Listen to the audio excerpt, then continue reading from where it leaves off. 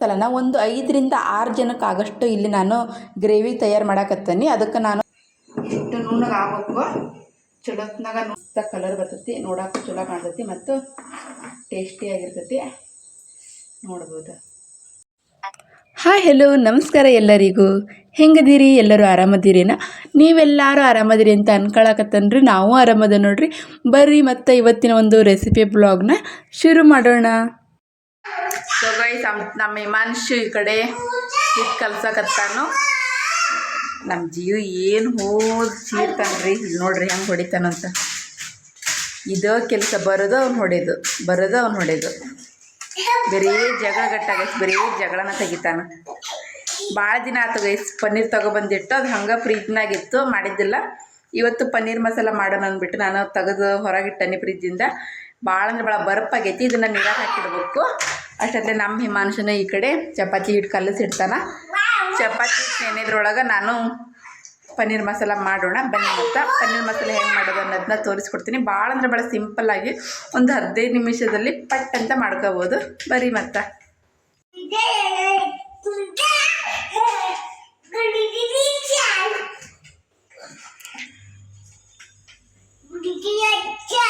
She she she she she she ಯಾರ್ರಿ?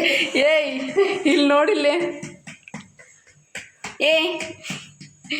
ಏಯ್ ಹಿಟ್ಟು ಯಾರು ಹಚ್ಚಾರು? ಹಿಟ್ಟು ಹಾಕ್ಬಿಟ್ಟಿ ಅವನಿಗೆ ಅದ್ರಾಗ.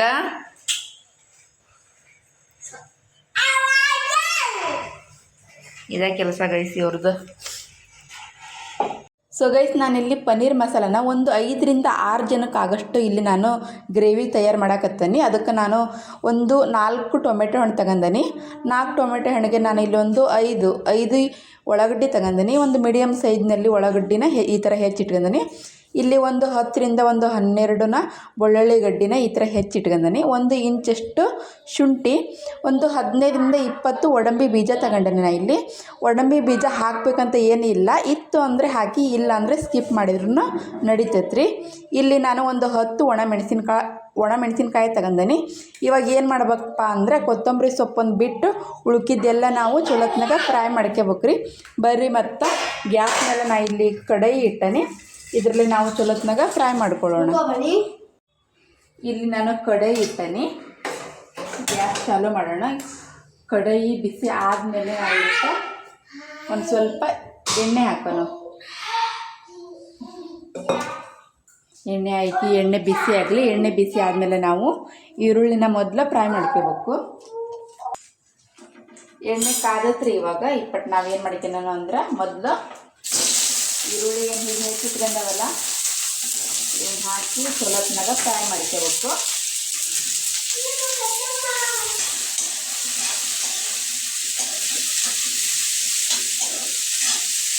ಒಂದು ಸ್ವಲ್ಪ ಗೋಲ್ಡನ್ ಕಲರ್ ಬರಬೇಕು, ಅಲ್ಲಿವರೆಗೂ ನಾವು ಇದನ್ನು ಚೊಲೋತ್ನಾಗ ಫ್ರೈ ಮಾಡೋಣ. ಒಂದು ಸ್ವಲ್ಪ ಮೆತ್ತಗಾದಾಗ ನಾವು ನೋಡ್ಬೋದು ಕಲರ್ ಸ್ವಲ್ಪ ಚೇಂಜ್ ಆಗೈತಿ. ಇವಾಗ ನಾವು ಇದಕ್ಕೆ ಬೆಳ್ಳುಳ್ಳಿ ಮತ್ತು ಶುಂಠಿ ಏನು ಹೆಚ್ಚಿಟ್ಕೊಂಡಿದ್ದೀವಲ್ಲ ಅದನ್ನ ಹಾಕಿ ಚೊಲೋತ್ನಾಗನ ಫ್ರೈ ಮಾಡ್ಕೋಬೇಕು.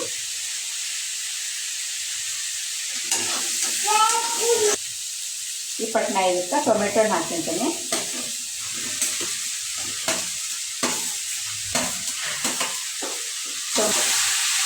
ಟೊಮೆಟೊ ಹಾಕಿ ಟೊಮೆಟೊ ಮೆತ್ತಗಾಗೋವರೆಗೂ ನಾವು ಇವಾಗ ಚೊಲೋತ್ನಾಗ ಫ್ರೈ ಮಾಡಬೇಕು.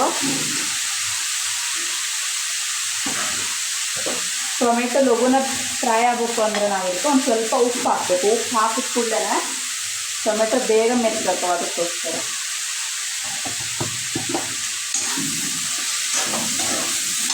ನೋಡ್ಬೋದು. ಈ ಕಟ್ಟ ಚೊಲೋತ್ನಾಗ ಫ್ರೈ ಆಗೈತ್ರಿ. ಇವಾಗ ನಾವು ಗ್ಯಾಸ್ ಬಂದ್ ಮಾಡಿ ಇದನ್ನೆಲ್ಲ ಒಂದು ತಾಟಿಗೆ ತಣ್ಣಗಾಗ್ಬಿಡೋಣ.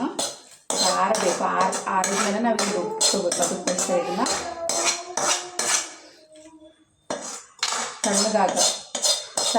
ತಣ್ಣಗಾಗೋದ್ರೊಳಗೆ ನಾವು ಗೋಡಂಬಿ ಬೀಜ ಮತ್ತು ಒಣಮೆಣಸಿನ್ಕಾಯಿ ತಗೊಂಡಾಗಲ್ಲ ಅವನು ಸ್ವಲ್ಪ ಫ್ರೈ ಮಾಡ್ಕೋಬೇಕು.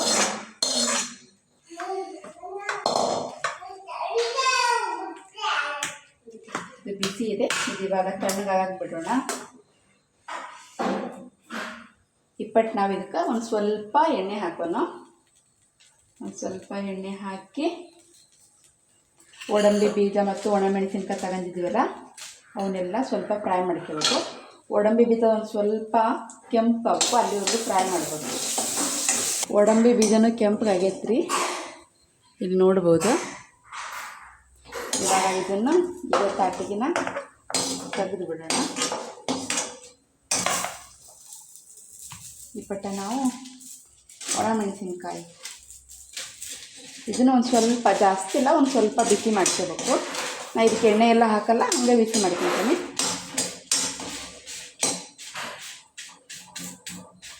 ಒಣಮೆಣಸಿನ್ಕಾಯಿ ಇಲ್ಲ ಅಂದರೆ ಹಾಕ್ಲಿದ್ರೂ ನಡಿತೈತಿ, ಖಾರ ಪುಡಿ ಹಾಕಿನೂ ಮಾಡ್ಬೋದು.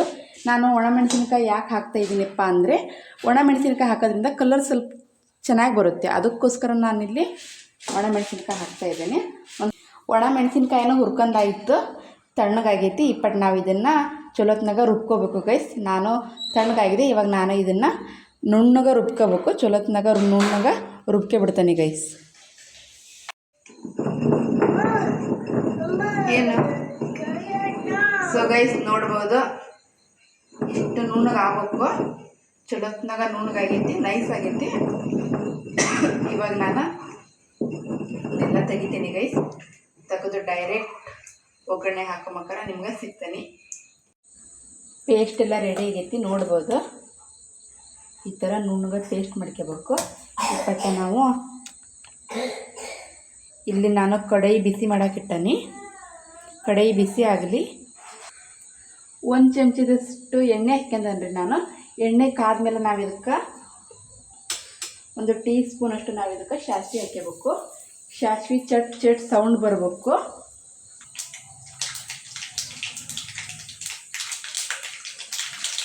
ಇವಾಗ ನಾವು ಇದಕ್ಕೆ ಒಂದು ಅರ್ಧ ಚಮಚದಷ್ಟು ಜೀರಿಗೆ ಹಾಕೋಣ. ಅರ್ಧ ಟೀ ಸ್ಪೂನಷ್ಟು. ಸ್ವಲ್ಪ ಗ್ಯಾಸ್ ಕಮ್ಮಿ ಮಾಡ್ಕೊಳ್ತೀನಿ. ಇವಾಗ ನಾ ಇದಕ್ಕೆ ನಾವೇನು ಪೇಸ್ಟ್ ಇಟ್ಕೊಂಡವಲ್ಲ ಅದನ್ನೆಲ್ಲ ಹಾಕಬೇಕು.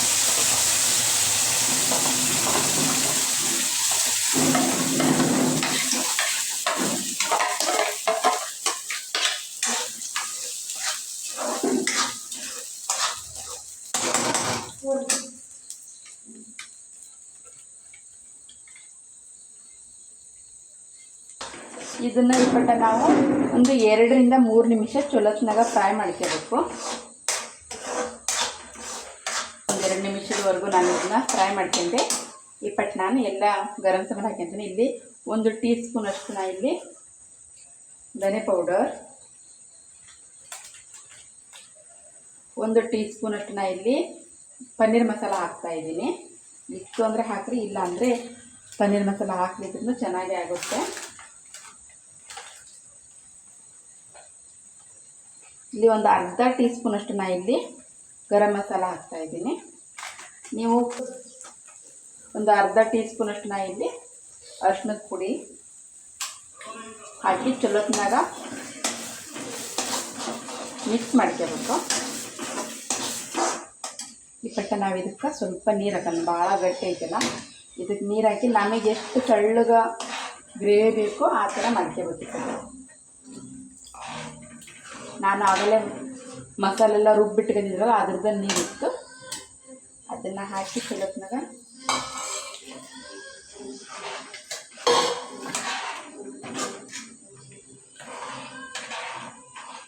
ನಾನು ಒಣಮೆಣಸಿನ್ಕಾಯಿ ಹಾಕಿದ್ದೀನಿ, ಹಾಗಾಗಿ ಖಾರ ಪುಡಿ ಹಾಕಿಲ್ಲ. ಖಾರ ಪರ್ಫೆಕ್ಟ್ ಆಗೈತಿ ನಂದು. ನಿಮ್ಮ ಕಡೆ ಮೆಣಸಿನ್ಕಾಯಿ ಇಲ್ಲ ಅಂದರೆ ಗರಂ ಮಸಾಲ ಅವನ್ನೆಲ್ಲ ಹಾಕಿದ್ವಲ್ಲ ಅದೇ ಟೈಮಲ್ಲೇ ಒಂದು ಖಾರ ಪುಡಿನ ಹಾಕಬೇಕು. ನೀವೇ ನೋಡ್ಕೊಂಡು ಈ ಪಟ್ಟಣ ಇದಕ್ಕೆ ರುಚಿಗೆ ತಕ್ಕಷ್ಟು ಉಪ್ಪು ಹಾಕ್ತೀನಿ.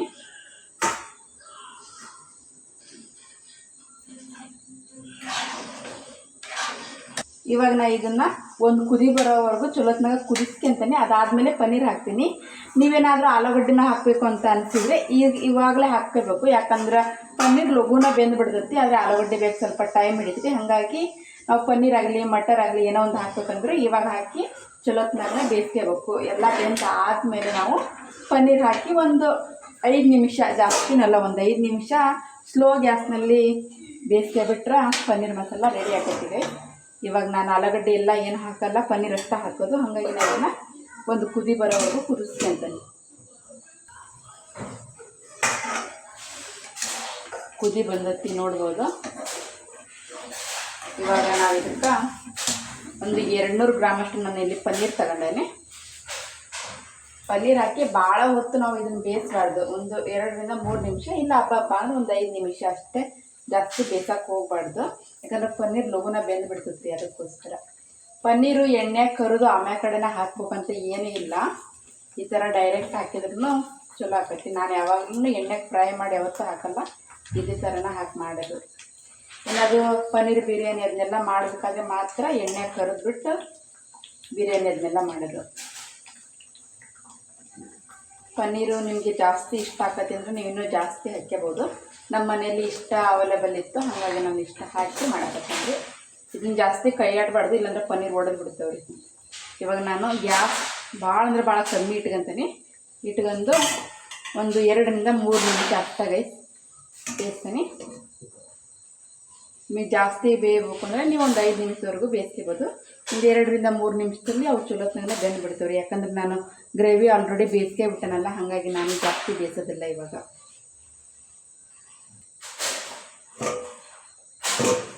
ಕೊತ್ತಂಬರಿ ಸೊಪ್ಪು ಇವಾಗ ಹಾಕ್ಬಿಡ್ತೀನಿ ಒಂದು ಸ್ವಲ್ಪ.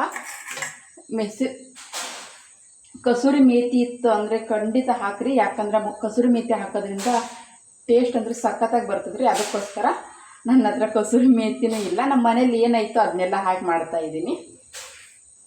ಖಾಲಿ ಆಗೈತಿ. ಇಲ್ಲಿ ನಾನು ಕೊತ್ತಂಬರಿ ಸೊಪ್ಪು ಇವಾಗಲೇ ಹಾಕ್ತೀನಿ.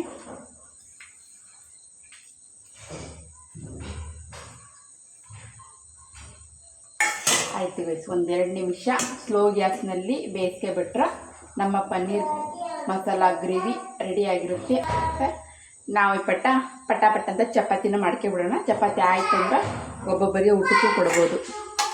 ಫೈನಲಿ ಪನ್ನೀರ್ ಮಸಾಲ ಮಾಡಿ ಆಯಿತು. ನೋಡ್ಬೋದು ಯಾವ ಥರ ಬಂದತಿ ಅಂತ. ಭಾಳ ಚಲೋ ಬಂದತ್ರಿ. ಕಲರ್ನು ಸಖತ್ತಾಗಿ ಕಾಣ್ತಾ ಇದೆ. ನಾವು ಖಾರದ ಪುಡಿ ಹಾಕಿದ್ರೆ ಅಷ್ಟೊಂದು ಕಲರ್ ಬರೋದಿಲ್ಲ, ರುಚಿ ಬರ್ತೈತಿ, ಕಲರ್ ಬರೋದಿಲ್ಲ. ಆದರೆ ನಾವು ಒಣ ಮೆಣಸಿನ್ಕಾಯಿ ಹಾಕೋದ್ರಿಂದ ಈ ಥರ ಮಸ್ತಾಗಿ ಕಲರ್ ಬರ್ತೈತಿ, ನೋಡೋಕ್ಕೂ ಚಲೋ ಕಾಣ್ತೈತಿ ಮತ್ತು ಟೇಸ್ಟಿಯಾಗಿರ್ತೈತಿ. ನೋಡ್ಬೋದು. ಇದ್ರ ಜೊತೆ ನೀವು ಮಟರು, ಆಲೂಗಡ್ಡೆ ನಿಮಗೆ ನಾನು ಹಾಕಬೇಕು ಅಂತ ಅನಿಸ್ತೈತಿ ಎಲ್ಲ ತರಕಾರಿಗಳನ್ನ ಹಾಕಿದ್ರೂ ಸಖತ್ತಾಗುತ್ತೆ ಗೈಸ್. ಪನ್ನೀರ ಹಾಕಬೇಕು ಅಂತ ಏನಿಲ್ಲ. ಈ ಗ್ರೇವಿ ಜೊತೆಗೆ ಎಲ್ಲ ತರಕಾರಿನ ಹಾಕಿ ನಾವು ಮಸಾಲ ಮಾಡ್ಬೋದು. ಪನ್ನೀರ್ ಹಾಕೀನಿ, ಪನ್ನೀರ್ ಮಸಾಲ. ಮಟರ್ ಹಾಕಿದರೆ ಮಟರ್ ಮಸಾಲ ಹಾಕೋದು ಸಖತ್ತಾಗೈತಿ. ಇವಾಗ ನಾನು ನಮ್ಮ ಹಿಮಾಂಶುಗೆ ಊಟಕ್ಕೆ ನೀಡ್ತೀನಿ ಗೈಸ್. ಯಾಕಂದ್ರೆ ಚಪಾತಿನ ಆಗೈತಿ, ಟೈಮ್ ಬಂದು ಲೇಟ್ ಆಗೈತಿ. ಅವಾಗಿಂದ ಅವನು ಹೊಟ್ಟೆ ಸತಿ ಅನ್ನಾಗತ್ತ. ಬನ್ನಿ ಗೈಸ್. ಹಿಮಾಂಶ್, ಚಪಾತಿ ಎಷ್ಟು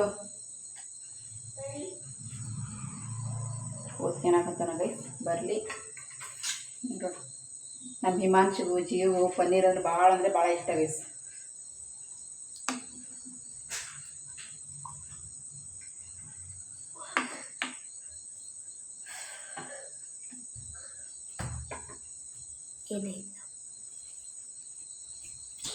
ಹಿಮಾಂಶ್ ಟಿ ವಿ ನೋಡಕತ್ತಾನ ಗೈಸ್. ಬಂದು ತಗ ತಿನ್ನು, ಟೇಸ್ಟ್ ಮಾಡಿ ಹೇಳು. ಹೊರ ನಡಿ ತಗೊಂಡು. ಇಲ್ಲೇ ಕೂತ್ಕೊಂಡು ಏನು ತಿಂತಿ ಮೇಡ? ಇಲ್ಲೇ ತಿಂದು ತೋರ್ಸಾಕತ್ತಾನ ಗೈಸ್. ತಿನ್ ಕೇಳಾಕೂತಗ. ಮಕ್ಳಿಗೆ ಇಷ್ಟ ಆಯಿತು ಅಂದರೆ ಪದೇ ಮಾಡಿಕೊಡೋಕ್ಕೂ ನಮಗೂ ಒಂಥರ ಖುಷಿ.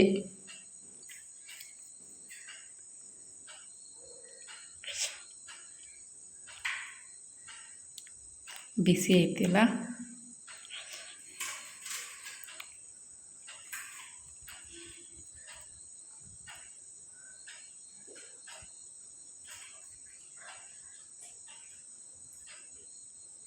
ಖಾರ ಆಗೈತೆ. ಖಾರ ಅಂದ್ರೆ ಏನು ಹೇಳು ಗೈಸ್? ನಾನು ಖಾರ ಅಂದೆ. ಖಾರ ಅಂದ್ರೆ ಮರಾಠಿಲಿ ಉಪ್ಪು ಜಾಸ್ತಿ ಐತೆ ಅಂತ ಅರ್ಥ. ಅಂದ್ರೆ ನಾವು ಖಾರ ಅಂತವಲ್ಲ, ಅದಕ್ಕೆ ಅವರು ತಿಕ್ಕಟ್ ಅಂತಾರೆ. ಇಲ್ಲಿ ನಾನು ತಿಕ್ಕಟ್ ಆಗೈತೆ ಅಂತ ಕೇಳ್ತೀನಿ, ಅವನು ಇಲ್ಲ ಅಂತ ಹೇಳ್ತದೆ. ಅದನ್ನು ಖಾರ ಆಗೈತಿ ಇಲ್ಲ. ಖಾರ ಅಂದ್ರೆ ಅರ್ಥ ಆಯಿತು ಗೈಸ್. ನೀವು ಈ ಥರ ಒಂದು ಸಲ ಮಾಡಿ ನೋಡಿ, ನಿಜವಾಗ್ಲೂ ಸಖತ್ತಾಗಿರುತ್ತೆ. ನಿಮಗೆ ನಮ್ಮ ಈ ವಿಡಿಯೋ ಇಷ್ಟ ಆಯಿತು ಅಂದರೆ ಒಂದು ಲೈಕ್ ಮಾಡಿ, ಶೇರ್ ಮಾಡಿ, ಕಮೆಂಟ್ ಮಾಡಿ. ಮತ್ತು ಇನ್ನು ಯಾರೆಲ್ಲ ನಮ್ಮ ಚಾನೆಲ್ನ ಸಬ್ಸ್ಕ್ರೈಬ್ ಮಾಡ್ಕೊಂಡಿಲ್ಲ, ಸಬ್ಸ್ಕ್ರೈಬ್ ಮಾಡಿಕೊಂಡು ಸಪೋರ್ಟ್ ಮಾಡಿ ಗೈಸ್. ಬಾಯ್ ಕರಿಮಾಂಶ್.